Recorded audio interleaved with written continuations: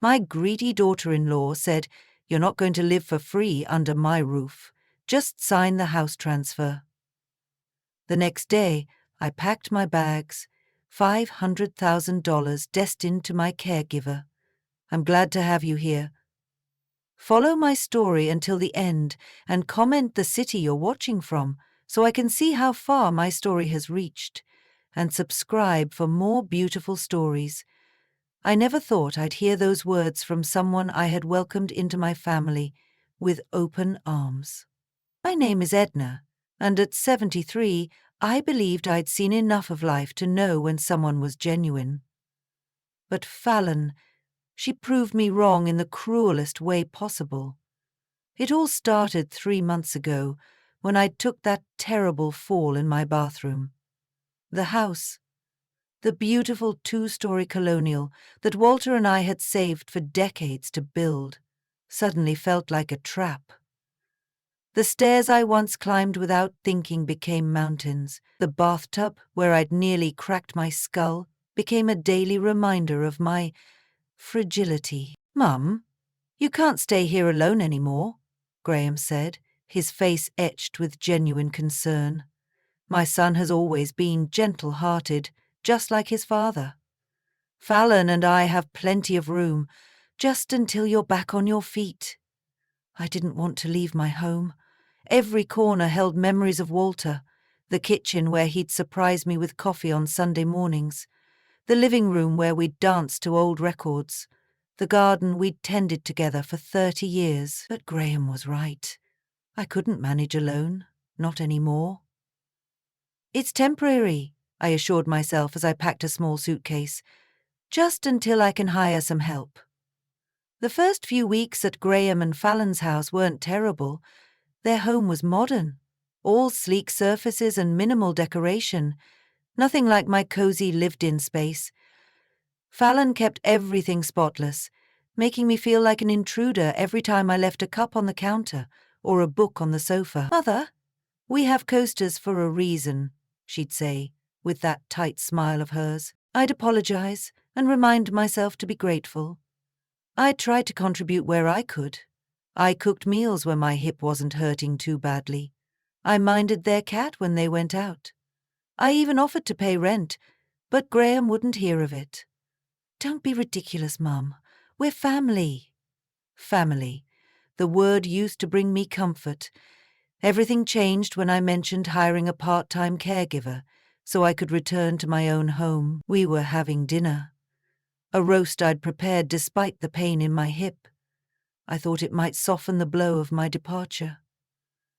"I've been looking into some help," I said carefully. "Marlene. You remember her from church? She's working as a home health aide now.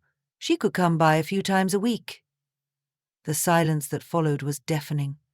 Fallon set down her fork with a deliberate clink against the china. "You want to go back to that big empty house at your age?"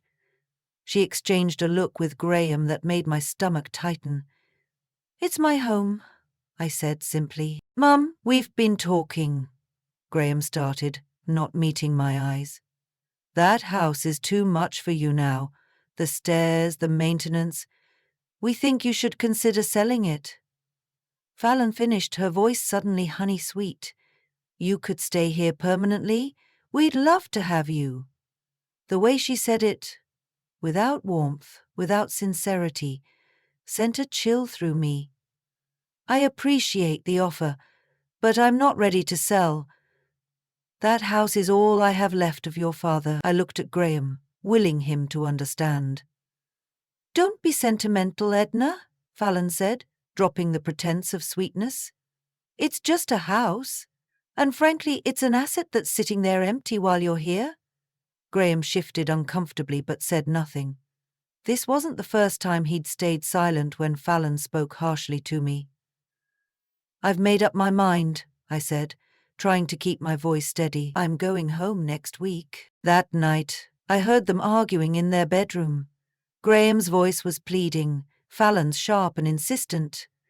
I couldn't make out the words, but the tone told me everything I needed to know. The next morning, Fallon cornered me in the kitchen. Graham had already left for work.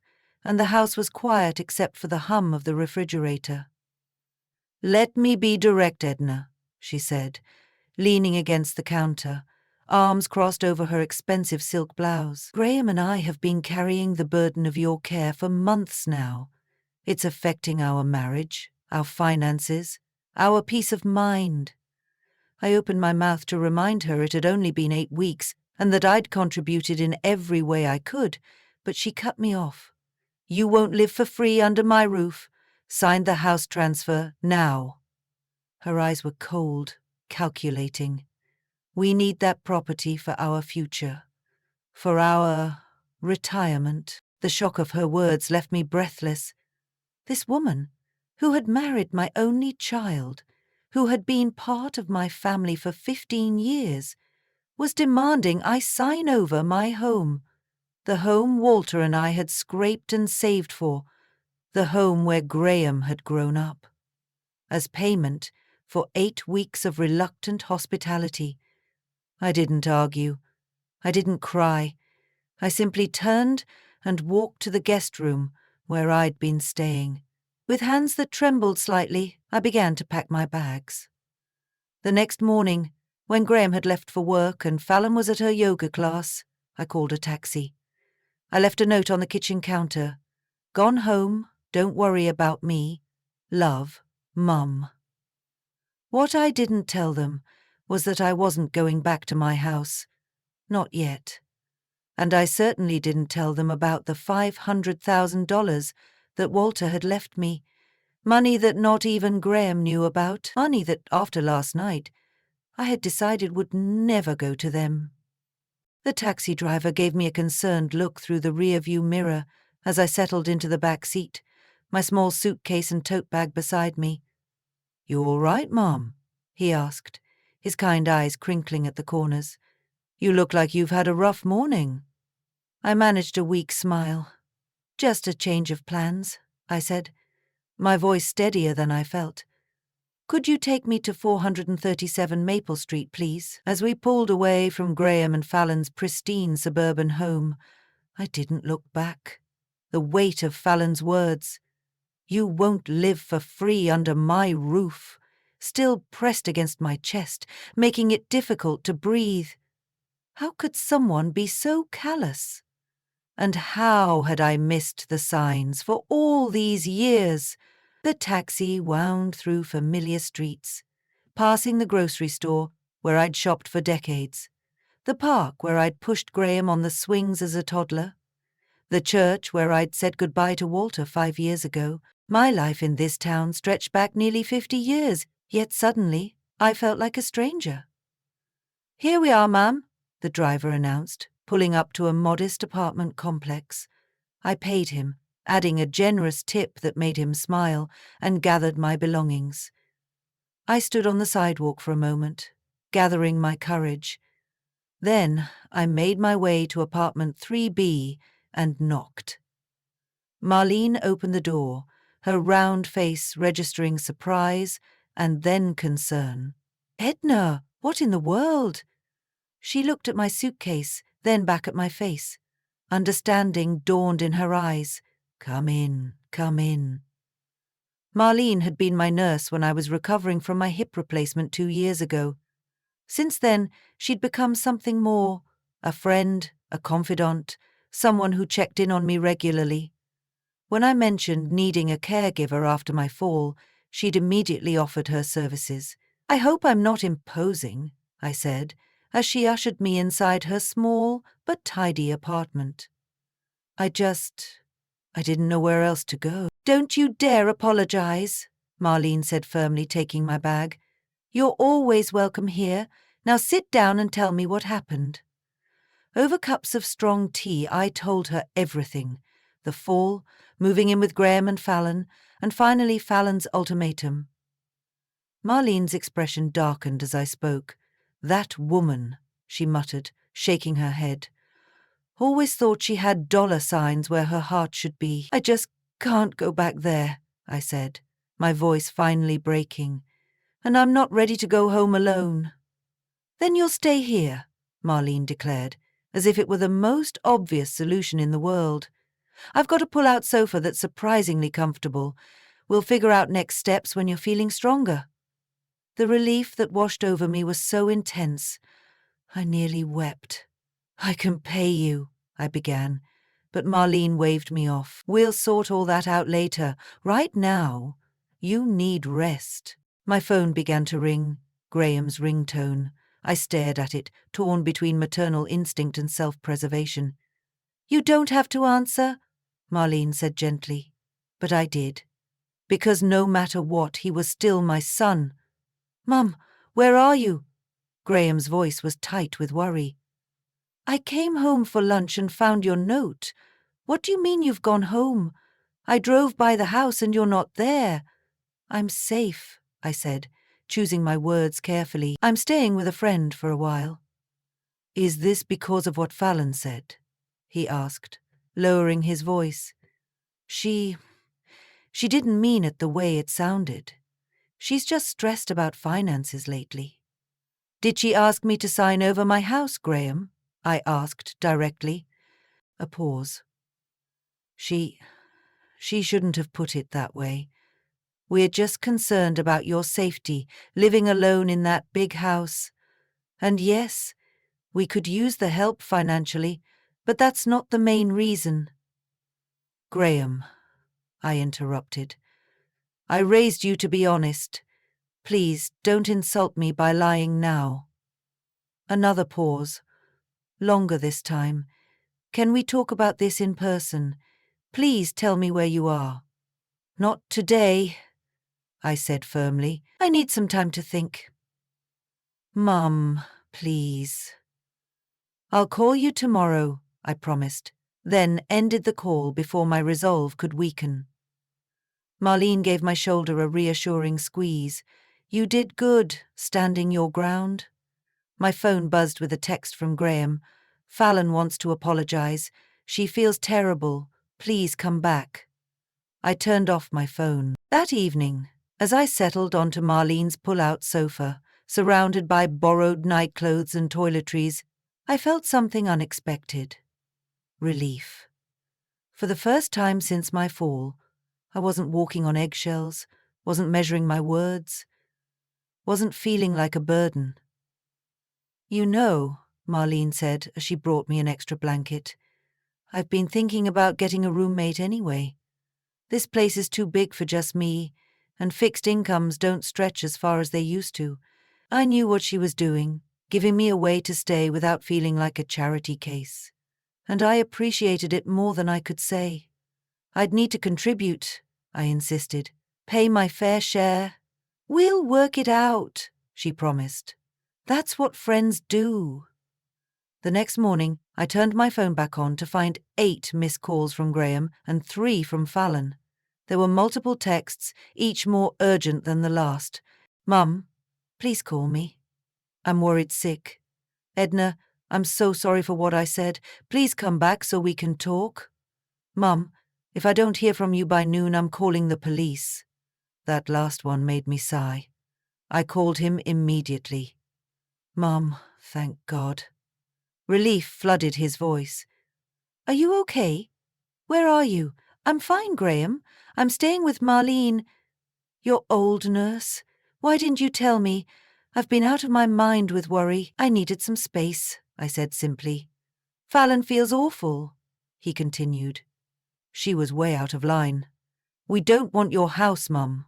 We just want you to be safe." I closed my eyes, remembering the cold calculation in Fallon's eyes as she'd issued her ultimatum. That hadn't been a momentary lapse. That had been the real Fallon, finally showing herself. "Graham," I said carefully, "I love you, but I'm not coming back. Not right now." "Mom, I need you to respect my decision." Then his voice, smaller. "Are you ever coming back?" The question hung between us, heavy with implication. Was I cutting ties with my only child because of my daughter-in-law's cruelty? "Of course I am," I said softly. "You're my son. I just need some time." After we hung up, I sat on Marlene's couch, staring at the wall. My life had been upended in the span of 24 hours. Yet, strangely, beneath the hurt and anger, I felt something else stirring, a sense of possibility. For 5 years since Walter's death, I'd been existing, not living. Maybe this upheaval, painful as it was the push I needed to truly start again. My phone buzzed with a text from Fallon. "The house is the least of our concerns. We just want you back. Name your terms." I set the phone down without replying. Fallon hadn't changed overnight. She was just changing tactics. And I wasn't playing her game anymore. 2 weeks into my stay with Marlene, I was beginning to find my footing again. We had fallen into an easy rhythm, sharing morning coffee, dividing household chores according to my physical limitations, watching British mysteries in the evening. It wasn't the life I had planned, but it had a comfort all its own. I'd spoken to Graham several times, keeping our conversations light, deflecting his pleas for me to return. Fallon had tried calling twice, but I let those go to voicemail, not yet ready to hear her honeyed apologies. "You can't avoid her forever," Marlene pointed out one morning as she noticed me silencing yet another call from Fallon. "I'm not avoiding her forever," I said, setting my phone face down on the table. "Just until I figure out what I want to do next." What I wanted to do was complicated. I missed my house terribly. The familiar creaks of the floorboards, the way sunlight streamed through the kitchen windows in the morning, the garden that would be overrun with weeds by now. But I couldn't return without help, and I wasn't ready to face Fallon's barely concealed resentment again. That afternoon, Marlene had a doctor's appointment, leaving me alone in the apartment, restless. I decided to venture out for a walk, my first solo outing since the fall. The May sunshine was warm on my face as I made my way slowly down the street, my cane providing the stability I still needed. I had only gone a block when I heard someone calling my name. Turning, I saw Margaret Wilson hurrying toward me, her silver bob bouncing with each step. Margaret and I had been in the same garden club for 20 years, before Walter's death pulled me away from social activity. "Edna Miller, where on earth have you been hiding?" she exclaimed, embracing me carefully. "We've all been wondering about you." Before I knew it, Margaret had ushered me to a nearby cafe, where 3 other women from our old circle were having lunch. The reunion was unexpectedly emotional. These women had been fixtures in my life for decades. Yet, I'd drifted away without realizing how much I'd missed them. "We heard you moved in with Graham and that daughter-in-law of yours," said Betty, always the most direct of the group.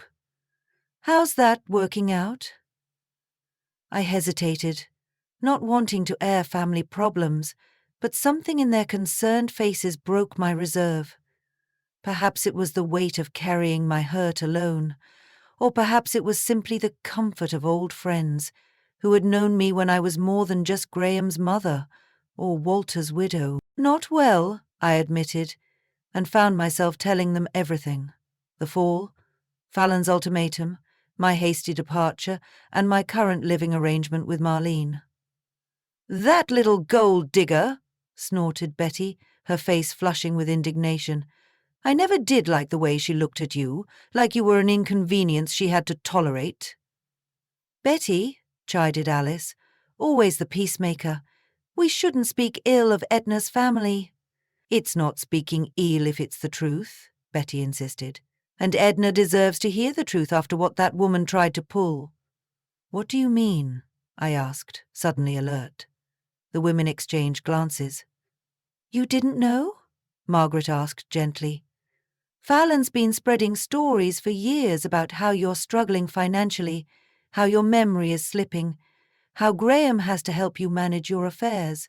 I felt a chill that had nothing to do with the cafe's air conditioning. "That's not true. Any of it." "We know that," said Ruth, patting my hand. "But Fallon's been laying groundwork, making it seem like you're no longer capable of living independently. People talk, Edna, and Fallon knows exactly what to say to make them believe her." The realization hit me like a physical blow. This wasn't just about my house. This was about control. about creating a narrative where my declining health justified their actions. Has Graham been part of this? I asked, dreading the answer.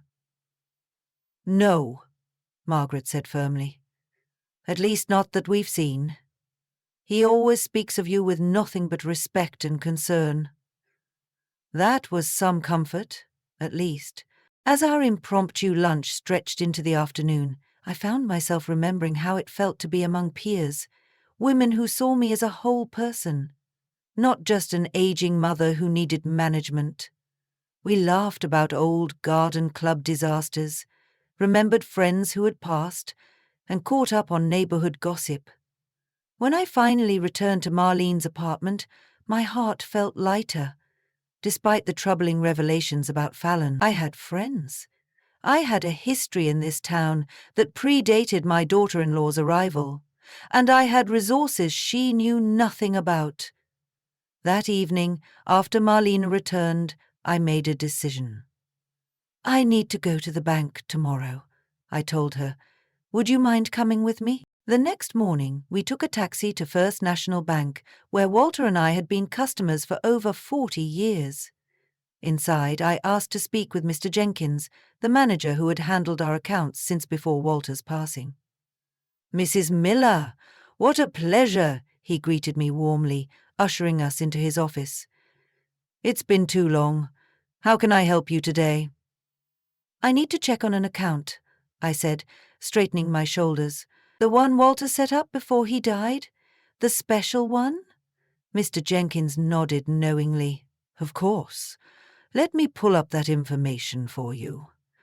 Walter had always been cautious with money, a trait born from growing up during the Depression. When he was diagnosed with terminal cancer, he had insisted on making arrangements to ensure my financial security. You never know what might happen, Edna, he'd said, holding my hand in his hospital bed. Promise me you'll keep this just for you. Not for Graham, not for emergencies. This is your safety net.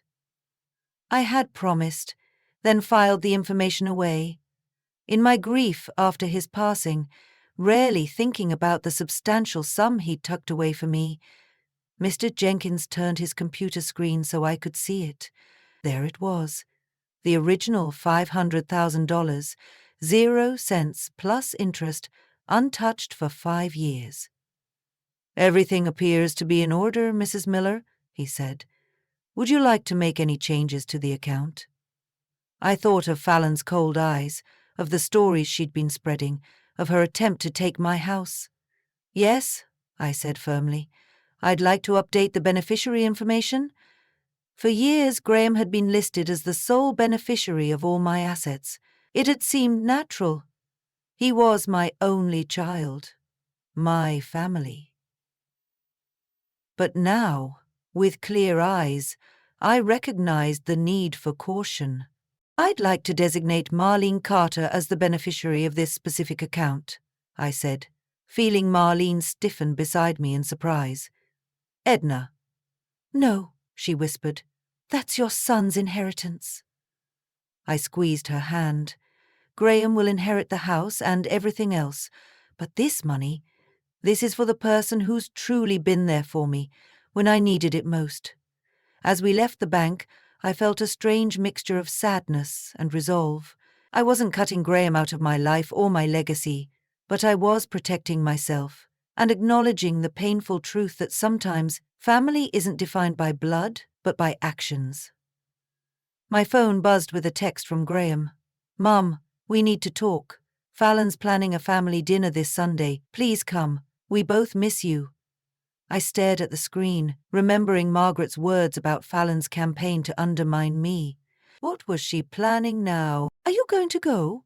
Marlene asked, reading the message over my shoulder. Yes, I said slowly, but not alone, and not as the helpless old woman they think I am. It was time to reclaim my narrative and my life. Sunday arrived with a knot of anxiety in my stomach. I spent extra time getting ready, choosing my most flattering dress, a deep blue that Walter always said brought out my eyes, and the pearl necklace he'd given me on our 40th anniversary. If I was walking into the lion's den, I would do so with dignity. "Remember," Marlene said as she drove us to Graham and Fallon's house, "you don't have to stay if things get uncomfortable. Just text me and I'll come right back." I nodded, grateful for her support. We'd agreed that she would drop me off and return in 2 hours, long enough for dinner, but not so long that I'd feel trapped. "And remember what Mr. Jenkins said," she added, referring to our follow-up meeting with the banker. "Your finances are private. You don't have to discuss them with anyone, even family." The advice had been clear. Don't reveal the existence of the special account. Don't mention the changes to my will, and don't sign anything without legal review. Graham opened the door before I could knock, his face lighting up with genuine relief. "Mum, you came!"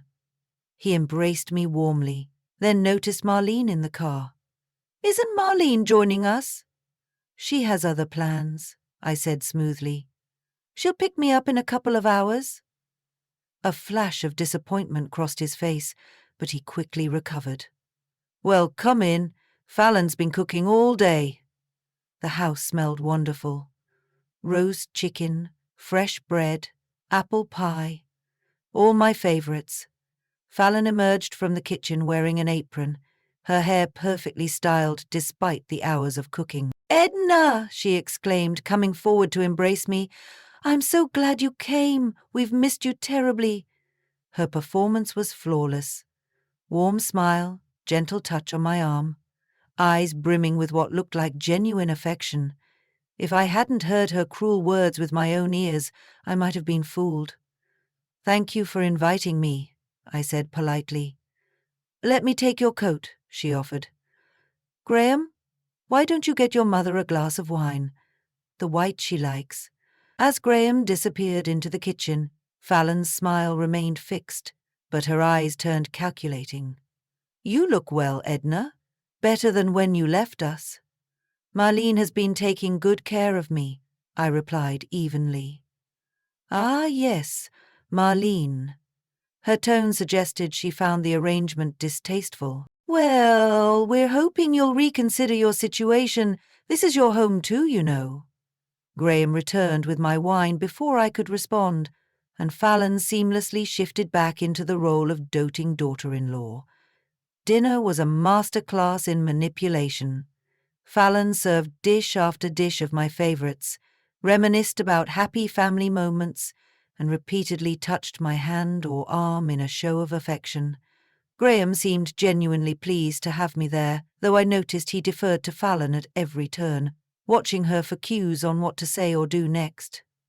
"We've been thinking," Fallon said as she served dessert, "about how to make things better for everyone." Here it comes, I thought. "We feel terrible about what happened," she continued, her voice dripping with remorse. "I was stressed about money. Graham's company is going through some changes, and I said things I didn't mean." Graham nodded eagerly. "We never wanted your house, Mum. We just want to make sure you're safe and happy."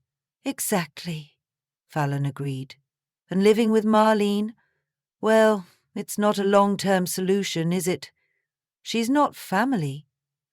"She's been very kind to me," I said carefully. "Of course she has," Fallon said with a dismissive wave.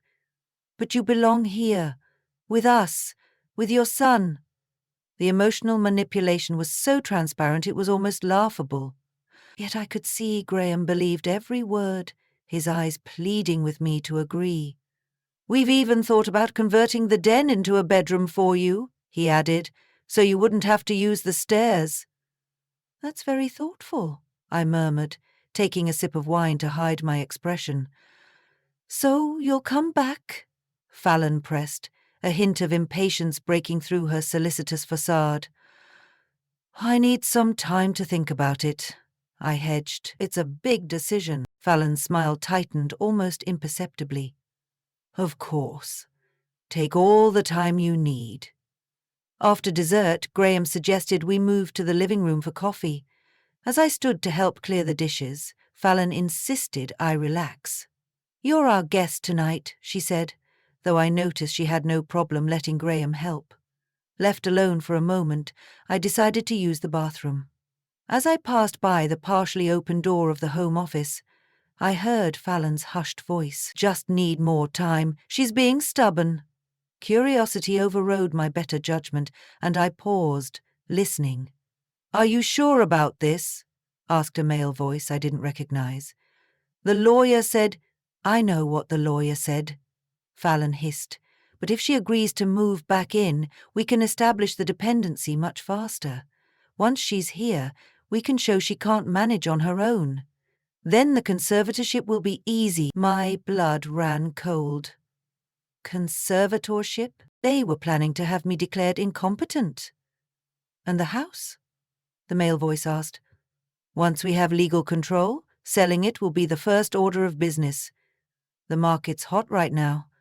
We could get at least $800,000, 0 cents for it." "What about Graham? He seems to think this is just about his mother's safety." Fallon's laugh was brittle. "Graham sees what he wants to see. He'll go along with whatever I say is best for Mother." I backed away silently, my heart pounding. The depths of Fallon's deception were worse than I'd imagined. And Graham, my sweet, trusting son, was being manipulated just as much as I was. When I returned to the living room, I forced myself to smile and accept the coffee Graham offered. Fallon joined us moments later, accompanied by a man she introduced as Carson, our financial advisor, the same voice I'd heard in the office.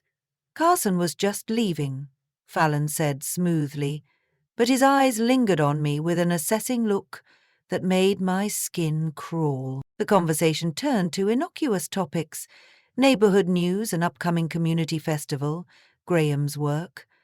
I participated mechanically, my mind racing with what I'd overheard. When the doorbell rang, announcing Marlene's arrival, I felt a rush of relief so intense it was almost dizzying. "So soon?" Fallon asked with exaggerated disappointment.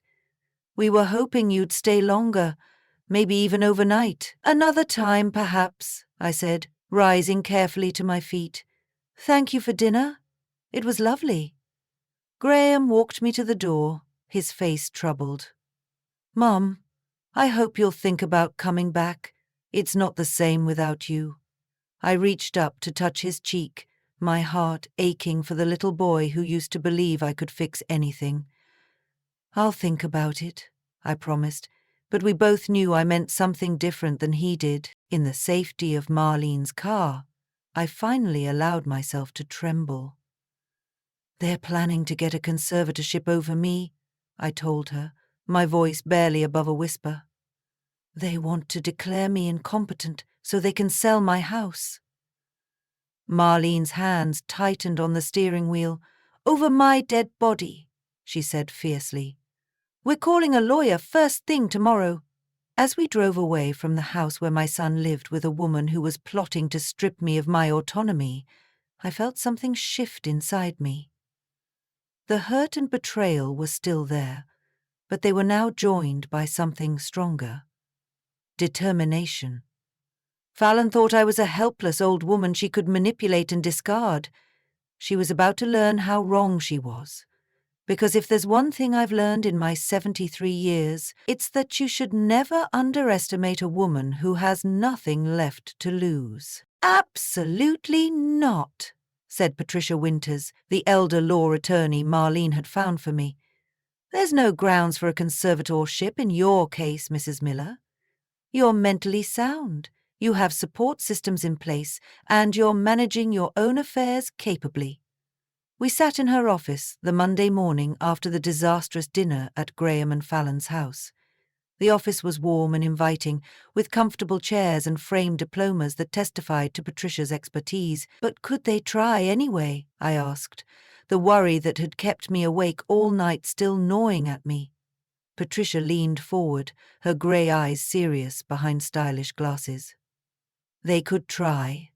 Unscrupulous attorneys sometimes take these cases knowing they're shaky. It's distressingly common when property or assets are involved." My stomach tightened. "How do I stop them?" "First, We document your competence. I'll arrange for a geriatric assessment, cognitive tests, evaluation of your ability to manage daily living tasks, the works. We'll get letters from your doctor confirming your mental fitness. She made notes as she spoke, her handwriting neat and decisive. Second, we create a durable power of attorney naming someone you trust, not Graham, to make decisions if you ever become incapacitated. This demonstrates you've already planned responsibly for your future. Marlene, I said without hesitation. I want Marlene to have my power of attorney. Beside me, Marlene squeezed my hand. Are you sure, Edna? That's a big responsibility. I've never been more sure of anything, I replied. The past weeks had shown me who truly had my best interests at heart. Patricia nodded. Good. Third, we update your will and create a trust for your assets. This makes it harder for anyone to claim you're not managing your affairs properly. What about my house? I asked. I can't live there alone anymore, not with my hip. But I don't want to sell it. You have options, Patricia assured me. Renting it out would provide income while preserving ownership. Or you could consider a reverse mortgage to fund in-home care. My head spun with possibilities I'd never considered. For years I'd seen only two choices, struggle alone or depend on family. Now a whole world of alternatives was opening up. What about Graham? I asked, my heart heavy. He's being manipulated by Fallon. I don't want to lose my son. Patricia's expression softened. That's the hardest part of these situations. Sometimes setting boundaries with one family member means strain with others. But if Graham's being misled, the truth is your best ally. Should I confront them? Tell them I know about their plan? Not yet, Patricia advised. Right now, knowledge is your power. Let's get all our legal protections in place first. Then we can decide how to approach them. As we left the attorney's office, with a list of next steps and a follow-up appointment scheduled, I felt lighter than I had in weeks. I had a plan. I had protection. I wasn't powerless. Thank you, I told Marlene, as we drove back to her apartment, for everything. She glanced at me, her kind eyes crinkling at the corners. That's what friends are for, Edna. Besides, watching you stand up for yourself is the most inspiring thing I've seen in years.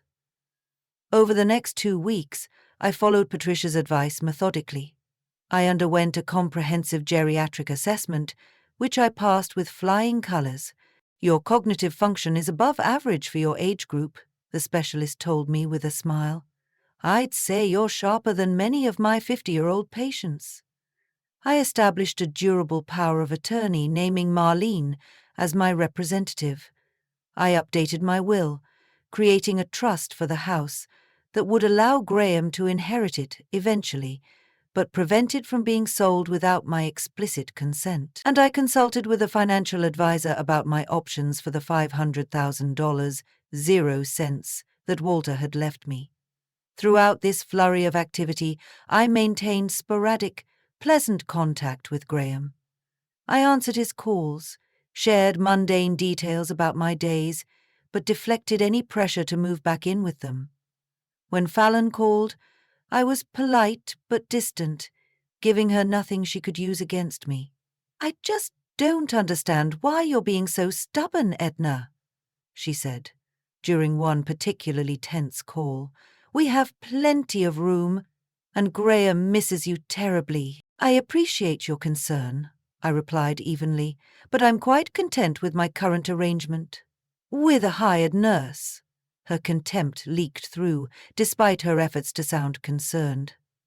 That's hardly family, is it? Marlene is a dear friend who happens to be a nurse, I corrected her. And family comes in many forms, Fallon. The conversation ended shortly after, with Fallon barely concealing her frustration. Good, I thought as I hung up. Let her wonder why her tactics aren't working. Meanwhile, a new idea had been taking shape in my mind, sparked by conversations with Patricia and my financial advisor. It was bold, perhaps even risky, but the more I thought about it, the more right it felt. "Want to go home?" I told Marlena one evening as we shared a pot of tea. "To my house." She looked surprised. "Are you sure?" Patricia said. "I know what Patricia said about waiting," I interrupted gently, "but I've been thinking. That house isn't just property to me. It's where Walter and I built our life together. It's where we raised Graham. I don't want to abandon it." "But you're hip." "That's where my idea comes in," I said, excitement creeping into my voice. "What if you moved in with me? Not as my nurse, but as my housemate. The place is too big for just me, but for 2 people." Marlene's eyes widened. "You're serious?" "Completely. You said yourself that your apartment is getting too expensive on your fixed income. My house is paid off. You'd pay minimal rent, just enough to cover utilities and your share of expenses. In exchange, I'd have company, and someone nearby if I need help." "But what about Fallon and Graham? Won't this complicate things?" I smiled, feeling a confidence I hadn't experienced in years. "That's partly the point. They've been creating a narrative that I'm helpless, that I need them to survive. By going home on my terms, with support I've arranged myself, I'm taking back control of my story." Marlene considered this, then slowly nodded. "It's a bold move, Edna, but I think you're right. And honestly, I've been worried about my rent increasing again next year." "Then you'll do it." "I'll do it," she agreed, "but we should talk to Patricia first. Make sure we're not walking into a legal minefield." Patricia approved the plan with a few caveats. "Don't move back until all our legal protections are in place," she advised. "And don't tell Graham and Fallon until the last minute. If they're planning a conservatorship, we don't want to give them time to file before we're ready." So we prepared quietly. I hired a cleaning service to refresh the house that had stood empty for months. I arranged for a handyman to install grab bars in the bathrooms and a ramp over the 2 steps at the front entrance. Marlene gave notice on her apartment and began packing her belongings. Meanwhile, Fallon's calls became more frequent, her tone more desperate. "We really need to talk about your living situation, Edna," she insisted. "Graham and I have some concerns about your future." I knew what those concerns were now, and the thought of how close I'd come to falling into their trap made me shudder. "Actually," I said, making a split-second decision, "I've been thinking about that too. Why don't you both come to Marlena's for dinner tomorrow night? We can discuss everything then." Fallon agreed immediately, clearly thinking her plan was finally working, one that would change everything. As I hung up, Marlene raised an eyebrow. "Are you sure you're ready for this confrontation?" I nodded, a sense of calm determination settling over me. It's time to reclaim my life. All of it. The dinner table in Marlene's apartment was set for 4, the china borrowed from my house gleaming under the soft lighting. I'd insisted on cooking myself. Pot roast with all the trimmings. Walter's favourite recipe that I'd made countless Sunday dinners. "You're remarkably calm," Marlene observed as I arranged fresh flowers in the centre of the table. "I'd be a nervous wreck." "I've said everything I needed to say in my head 100 times, I replied. "Now it's just a matter of saying it out loud." The doorbell rang precisely at 6:30. Graham and Fallon stood on the threshold, he with a bottle of wine, she with a forced smile that didn't reach her eyes. "Mum," Graham said warmly, embracing me, "you look wonderful." "Thank you, dear. Come in, both of you." Fallon's gaze swept the apartment, taking in the modest furnishings with barely concealed disdain. "Quaint," she murmured, handing me a small gift bag. "Just a little something to brighten up the place." Inside was a framed photo of Graham and Fallon on their wedding day. I thanked her politely and set it aside. Dinner began pleasantly enough. We discussed neutral topics, the weather, a new restaurant in town, Graham's work. But as I served dessert, Fallon leaned forward, her expression shifting to one of practiced concern. "Edna, we're so glad you invited us tonight," she began. "Graham and I have been worried about you." "Oh," I said mildly, serving her a slice of apple pie. "Yes," she continued. "Living here, away from family, it's not a long-term solution. We've been talking to some specialists about your options." Graham nodded, his face earnest. "We want what's best for you, Mum." "What kind of specialists?" I asked, already knowing the answer. "Just experts in elder care," Fallon said vaguely. "People who understand the challenges someone your age faces." I took a sip of coffee, then set down my cup deliberately. "You mean the kind of experts who could testify that I'm no longer competent to manage my own affairs?" The silence that followed was deafening. Graham's face registered confusion, but Fallon's momentarily froze before she recovered. "I don't know what you're talking about," she said with a nervous laugh. "We're just concerned about your well-being." "Fallon," I said quietly, "I heard you and Carson discussing the conservatorship and how quickly you could sell my house once you had control of my affairs." Graham turned to his wife, bewilderment written across his face. "What is she talking about? We never discussed a conservatorship." Fallon's mask slipped for just a moment, revealing the calculation beneath. Then she reached for Graham's hand. "Your mother must have misunderstood. We were discussing power of attorney. For her protection. Sometimes elderly people get confused." "I'm not confused," I said firmly, "and I've taken steps to ensure I never will be.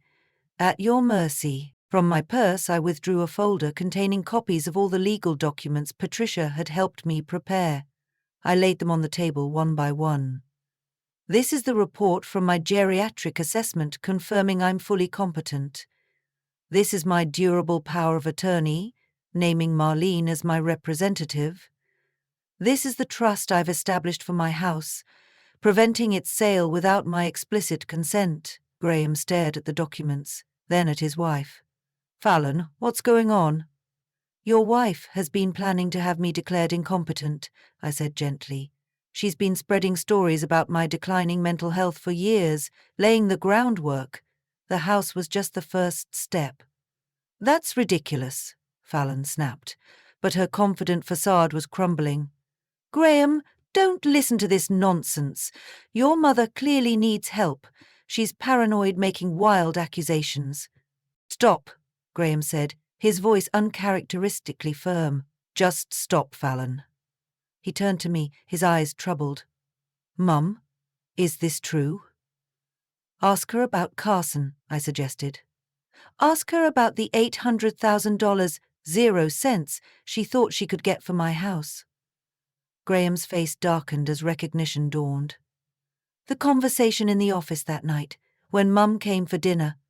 You said it was about refinancing our mortgage." Fallon's composure finally broke. "Because we need the money," she burst out. "Your business is failing.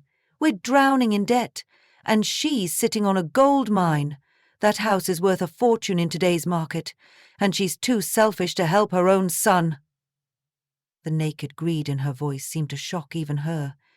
She pressed her lips together, realizing too late how she had exposed herself. Graham looked as if he'd been struck. "So it is true," he said softly. "You were planning to take control of Mum's affairs to sell her home." "For us," Fallon insisted. "For our future. She doesn't need that big house anymore. She doesn't need all that money just sitting in the bank." I felt a strange calm as I watched my daughter-in-law's true nature reveal itself. "How do you know about my money, Fallon?" she faltered. Everyone knows Walter left you well off." "No one knows exactly how much," I corrected her. "Not even Graham. Yet you mentioned money sitting in the bank. You've been investigating my finances?" Graham pushed away from the table, standing abruptly. "I can't believe this. All these years? Was any of it real, Fallon? Or was it always about what you could get? Don't be dramatic, she snapped. Marriage is a partnership. I was trying to secure our financial future. By manipulating my mother? By lying to me? His voice cracked.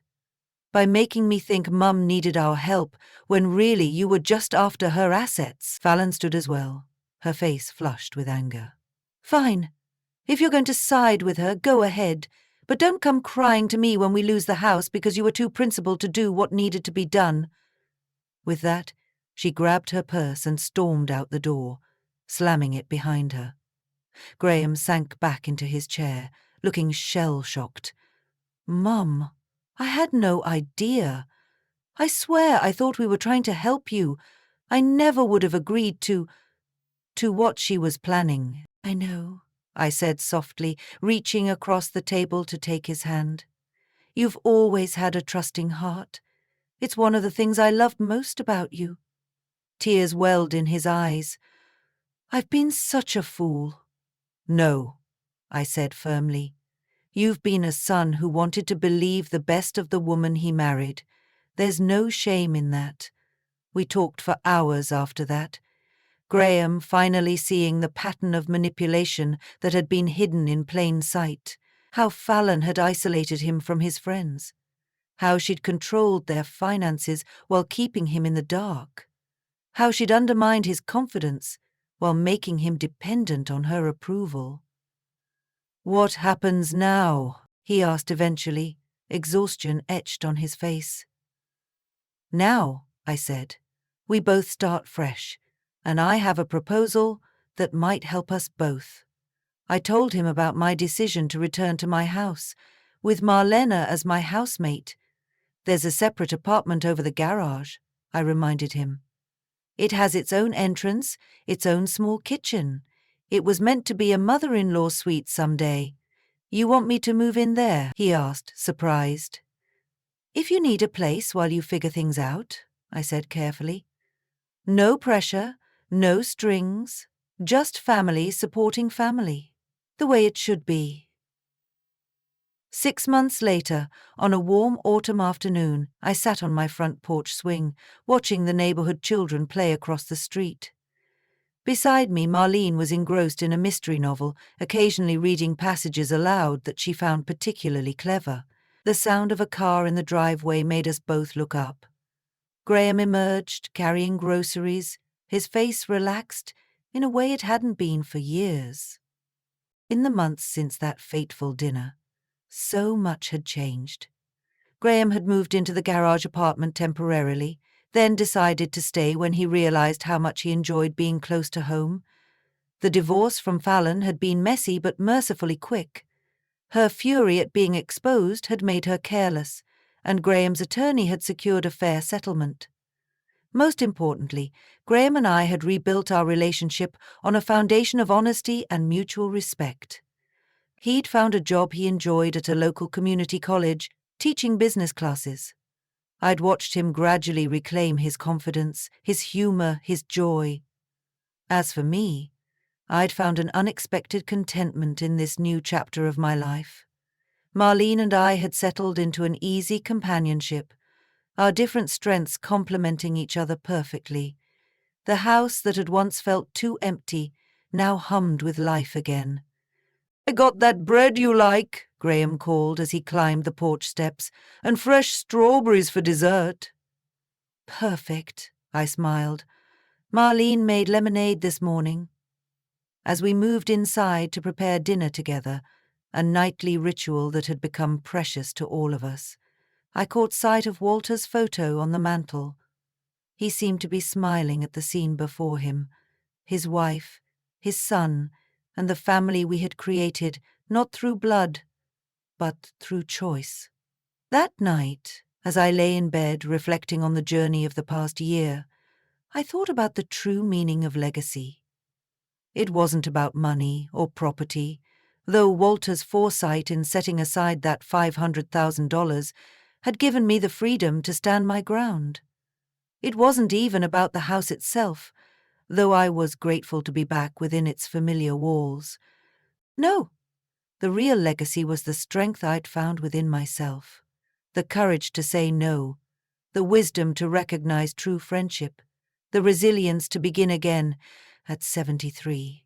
Fallon had called me greedy for wanting to keep what was mine, but in the end the only real greed had been her desire to take what she hadn't earned, not just my property but my dignity, my autonomy, my very self. I drifted off to sleep with a profound sense of peace. My home was secure, my son was healing, my future, for however many years I had left, was my own. And that, I realized, was the greatest wealth of all. Now I'm curious about you, who listened to my story. What would you do if you were in my place? Have you ever been through something similar? Comment below. And meanwhile, I'm leaving on the final screen one other story that will definitely surprise you. Thank you for watching.